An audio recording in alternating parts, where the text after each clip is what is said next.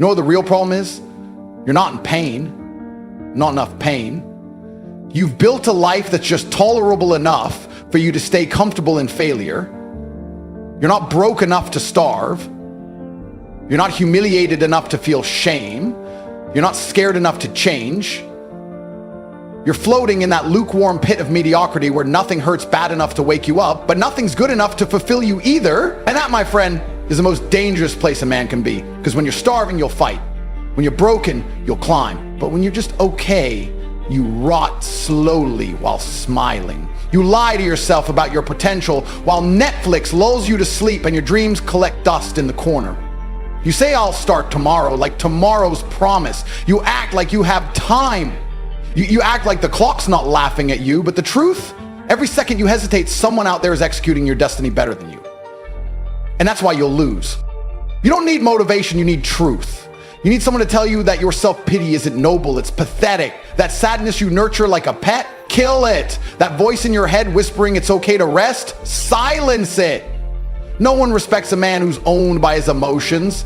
You think the world cares, you're tired, you think it pauses because you're anxious or heartbroken or unmotivated. The world doesn't flinch, it keeps moving mercilessly, while you make excuses in a room full of participation trophies and unread books. And then you wonder why life doesn't give you what you want. Because life's a brutal fight, and you walked into the arena with your gloves off, hoping for applause instead of war. You were built for this. Every fiber of your being was designed to conquer, to lead, to dominate your space, but you traded that primal instinct for screen time and sugar. You chose comfort over greatness, convenience over growth, and now you blame the world because you're not winning? Please. But here's the good news. You're not done. You're not finished unless you decide to be. You still have that beast inside of you buried under years of laziness and lies. You can still awaken him. You can still burn the weakness out of your soul and rise like the warrior you were meant to be. It starts the moment you stop negotiating with your feelings and start obeying your purpose. You need to make pain your fuel and pressure your oxygen. You need to stop looking for shortcuts and start building discipline brick by brick, hour by hour. Don't chase dopamine, build pride. Earn your self-respect by doing what most men won't. Earn it every single morning when you wake up before the sun and move like you've got a kingdom to conquer. Because you do. Your life is your kingdom. Your body is your armor. Your mind is your sword. But if you don't sharpen it, if you don't swing it, someone else will take everything from you. And they'll do it with a smile while you scroll through fake success stories and wonder why you feel empty. Let me make one thing clear. You are not a victim. You're a volunteer. Every outcome in your life is a direct result of the choices you keep making when no one's watching. The skipped workouts, the ignored opportunities, the lazy afternoons, they add up. And eventually, they build your prison. You don't need to be perfect. You need to be consistent. You don't need to be lucky, you need to be ruthless with your time. Every hour wasted is a declaration that comfort owns you. And the truth is, no one who's ever changed their life started with perfect conditions. They just decided that mediocrity was no longer acceptable. They got sick of losing, sick of being tired, sick of being almost the man they were supposed to be. So they flipped the switch. And if you're listening to this right now, you're standing at that exact same crossroads. You either keep walking the path of excuses or you rewrite your story. Right now, not tomorrow, not next week, not after I get my life together, right now. Because the longer you wait, the deeper you sink into the quicksand of average. And there's nothing more terrifying than realizing you wasted the only life you've got, trying to be liked by people who don't matter. Impressing a world that couldn't care less. You were not born to blend in. You were born to break systems, build empires, and carve your name into time. But if you want that, you have to suffer for it. You have to embrace the pain most men run from. And through that pain, you'll find power. You'll rise. You'll build a spine out of steel and a mindset that doesn't flinch. You'll walk into any room and own it, not because you shouted the loudest, but because you know, deep down, you earned your right to exist as a weapon. No one gave it to you. You bled for it. You worked for it when no one was watching. You built it when no one believed in you. And now, you don't need approval. You are your own validation. So stand up, breathe. Let the fire back in. Let the anger sharpen you. Let the regret fuel you. Let every mistake become your foundation. This world doesn't give you what you want, it gives you what you become. And right now, you have a choice. Stay soft and safe and sorry, or become the force you were always meant to be. I remember sitting alone in a cold apartment, nothing but dust on the floor and silence in the air, no food in the fridge, no fuel in the car, bank account screaming red. I wasn't a motivational speaker. I was just a man the world had tried to break, the kind of broke that doesn't just empty your wallet, it crushes your soul. I had two options, submit or rise. And I didn't choose to rise because I felt inspired. I did it because the thought of staying where I was felt like death. People don't understand that level of pressure. They've never been so low that standing up feels like lifting a mountain. But I have. I've felt that shame. I've heard those voices whispering that I'll never make it. And I fought them. Not with hope, with war, with discipline, with fire. And that fire didn't come from books or quotes. It came from raw, savage desperation. I didn't want success, I needed it. Because losing wasn't just failure, it was extinction. I told myself, either you conquer this life or you get consumed by it. There was no middle ground. People think success is some romantic journey filled with vision boards and self-love. No, it's ugly. It's violent. It's sacrifice after sacrifice. I've had nights where I went to sleep hungry, not from fasting, but from poverty. I've had days where my only fuel was fury. Fury that the world tried to bury me before I even had the chance to bloom. And I didn't have anyone to motivate me. I didn't have some mentor whispering wisdom in my ear. What I had was the mirror. Just me and the man, staring back, weak, tired, afraid. But I told him this ends now. And every day after that, I fought like hell to make sure he became the weapon I envisioned. You want a story? Here's one. There was a point where I sold possessions just to afford Wi-Fi so I could keep working. Not partying, not manifesting, working like a dog, like a soldier at war with time. Because I knew if I didn't break through, the world would forget I ever existed. People glamorize the end result, but they never talk about the chapters of pain it took to write the story. They don't talk about the betrayal, the loneliness, the mental battles that leave you bleeding internally with no one to call. I remember the fake friends, the ones who disappeared when the money dried up, the ones who laughed when I said I'd be rich. Let me tell you something, there's no revenge more satisfying than silence, no comeback more deadly than success.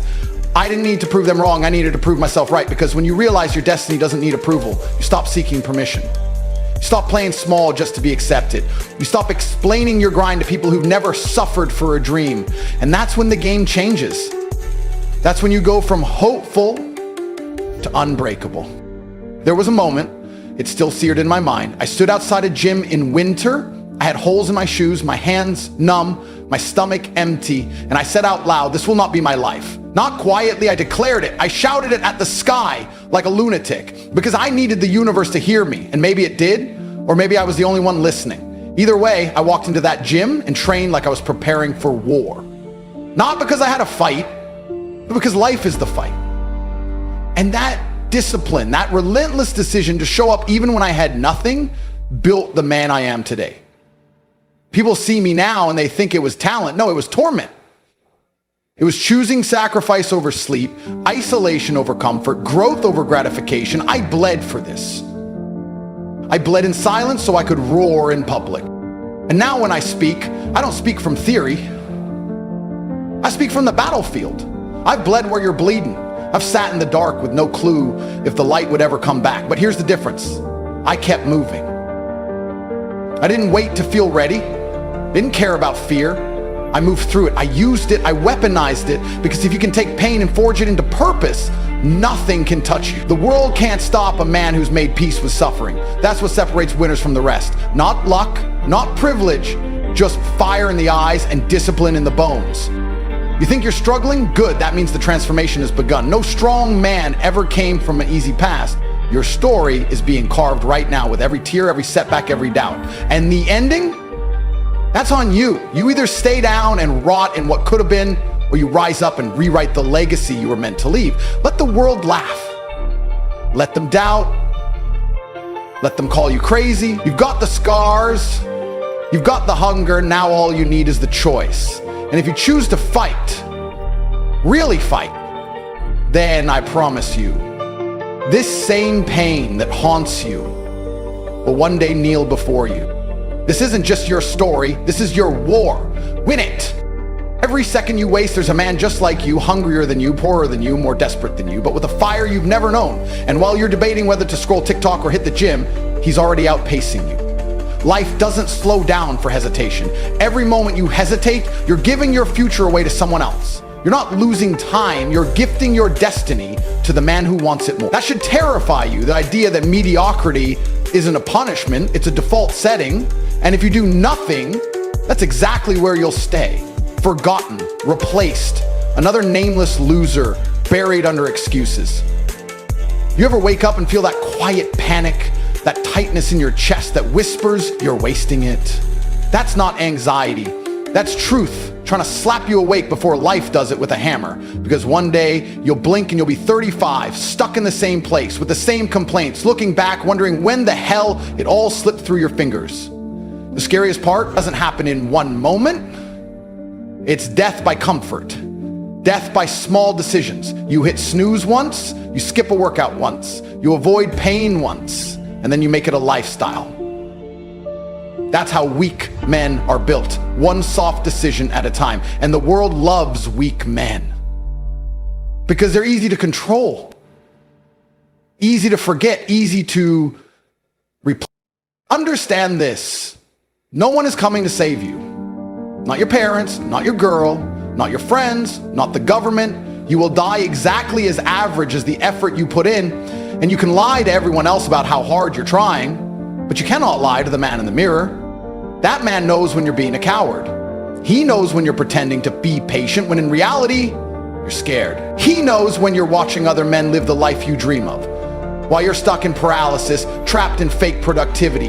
And deep down, that knowing eats at you, doesn't it? Because you were built for more. You were built for war, for pressure, for conquest.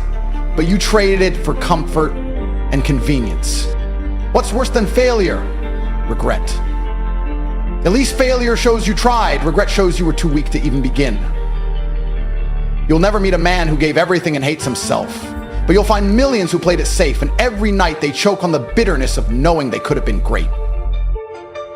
Don't let that be you. Don't become the man who scrolls through Instagram seeing other men in fast cars, luxury penthouses on private jets, and instead of getting motivated, you start convincing yourself they're lucky, or scammers, or privileged. That mindset is poison, because the moment you justify someone else's success as luck, you sign the death certificate for your own ambition. And let me tell you something that should punch you straight in the chest. You're running out of time. You're not young forever. That body you abuse with junk food and neglect, it breaks. That mind you keep numbing with dopamine, it decays. Those dreams you keep delaying, they die. Time doesn't forgive. You don't get a refund for wasted days. And while you're busy waiting for motivation, the years are peeling off your life like paint on a rusted car. At some point, it's not about wanting more time. It's about begging for a second chance. And most men don't get one. They're trapped in jobs they hate, with people they can't stand, in bodies they resent, all because they waited too long to act. I need you to feel this in your bones. Right now is your only shot. The man you dream of becoming is watching you like a ghost, wondering if you'll ever rise to meet him, or if he'll fade into the graveyard of potential like the millions of forgotten men before you. And if that doesn't shake your soul, you're already lost. Because that version of you, ripped, wealthy, dangerous, respected, he's not mythical. He's not fictional, he's real, but he lives on the other side of discipline. And every time you skip a rep, skip a grind, skip a risk, you starve him. You keep him in chains. You betray the man you were born to become. This world doesn't reward the kind or the patient or the soft. It rewards the relentless. The man who doesn't just dream, but demands. The man who isn't afraid to burn his comfort zone to the ground if it means rising from the ashes as something stronger. You don't have the luxury of time anymore. You don't have the luxury of waiting. Every second is a choice between glory and obscurity. And if you don't choose now, the world will choose for you, and it will never choose greatness on your behalf. The clock is ticking. The wolves are moving. The throne is empty. Get up. Earn it. The problem with most of you is you think you got more time. You think you can take it slow, play the long game, ease into success like it's some gentle stroll. You walk through life like you're promised tomorrow. Like you're guaranteed the energy, the health, the opportunity you have right now. But let me give you the truth nobody else will say to your face. You're in a race against death. And every lazy morning, every skipped workout, every wasted hour is a victory for the version of you that dies broke, weak, unknown. That should haunt you. That should shake you to your core. Because every man has two lives, the one he lives and the one he could have lived. The tragedy is most never even get close to the second. You don't need more motivation. You need more urgency. You need that fire in your stomach, the one that makes you angry at your own excuses. Because let's be honest, if I stripped you of your phone, your bed, your comfort, and dropped you in a city where no one knew your name, and the only thing you had was your willpower, most of you would fold. You'd crumble under pressure because you've never had to be dangerous. You've never been forced to become sharp, disciplined, focused. But hear me, pressure's a gift. Pressure builds warriors. Pressure forges champions. You're avoiding the exact thing that would make you powerful, and then you cry about why your life hasn't changed. You want confidence? Earn it. You want respect? Command it. You want power? Sacrifice for it. This isn't about reading quotes and watching clips. This is about how many punches you can take and still get up swinging. Life will test you, it will take from you, it will betray you, and you have two choices. Collapse like a coward or rise like a savage. That's the reality. The only respect you get in this world is the kind you rip from it. Not given, taken. And you don't take it by being emotional. You don't take it by hoping. You take it by dominating every day like your life depends on it. Because it does. I don't care where you're from. I don't care if you grow up broke. I don't care if you've made mistakes. None of that matters. What matters is who you choose to become now, this second. Because pain, that's coming no matter what.